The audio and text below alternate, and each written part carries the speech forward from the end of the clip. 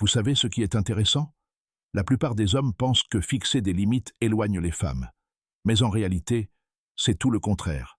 Cela attire les bonnes femmes. Aujourd'hui, nous nous penchons sur 6 limites solides, qui non seulement forcent le respect, mais déclenchent aussi une attirance dont vous ignorez peut-être même les capacités. À la fin de cet article, vous comprendrez pourquoi les hommes les plus attachants ne sont pas ceux qui se plient en 4 pour plaire. Ce sont ceux qui savent exactement où fixer la limite et la maintenir. Et restez avec moi jusqu'au bout, car la dernière limite renverse complètement la situation. Une limite que même les hommes de grande valeur ont tendance à manquer. Limite numéro 1. Ne pas être toujours disponible. Au premier abord, cela peut paraître risqué. Si vous ne répondez pas dans les 5 minutes, elle se désintéressera. Mais voici la vérité que la plupart des hommes oublient. Être constamment disponible indique que vous n'avez rien d'autre à faire, que votre temps est précieux. D'un autre côté, quand on a ses propres objectifs, ses passions, ses routines et sa vie bien remplie, et qu'on ne laisse pas tout tomber instantanément juste parce qu'elle nous écrit, cette confiance sereine est différente.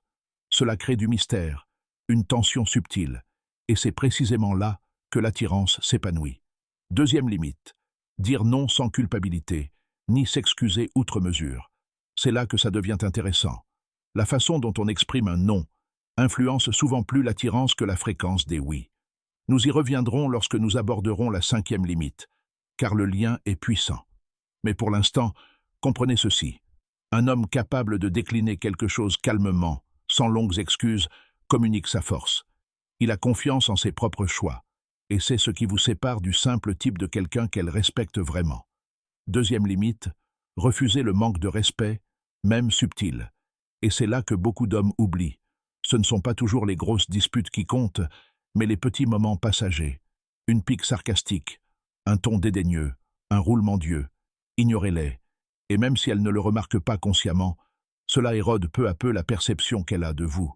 Mais si vous abordez le sujet avec calme et clarté, en posant clairement vos limites, vous montrez que vous êtes prêt à vous éloigner de quelqu'un qui ne vous traite pas correctement. Ce niveau d'estime de soi est magnétique, car on est naturellement attiré par ceux qui s'honorent et se valorisent.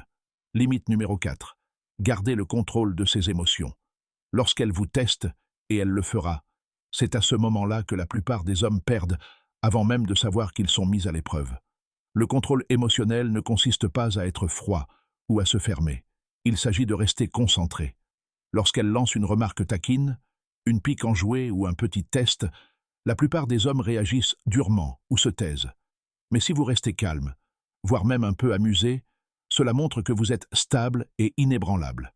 Ce mélange de stabilité émotionnelle et de juste ce qu'il faut de défi crée une énergie addictive.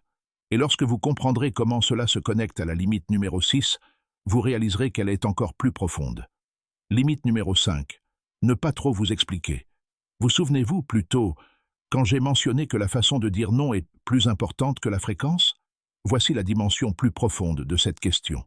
Chaque fois que vous justifiez excessivement une décision ou que vous expliquez une limite en détail, vous recherchez inconsciemment son approbation.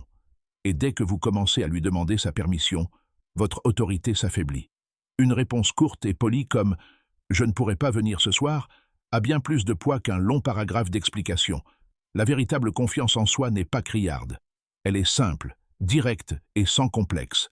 Limite numéro 6. Faire passer sa mission avant la relation. Celle-ci change tout.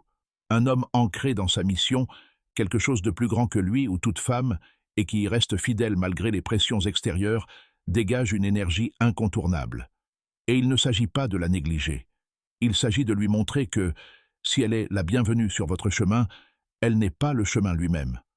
Le hic, c'est que lorsque vous fixez cette limite, elle ne se sent pas secondaire. Elle se sent choisie, comme si elle faisait partie de quelque chose qui compte vraiment. Malheureusement, la plupart des hommes font l'inverse.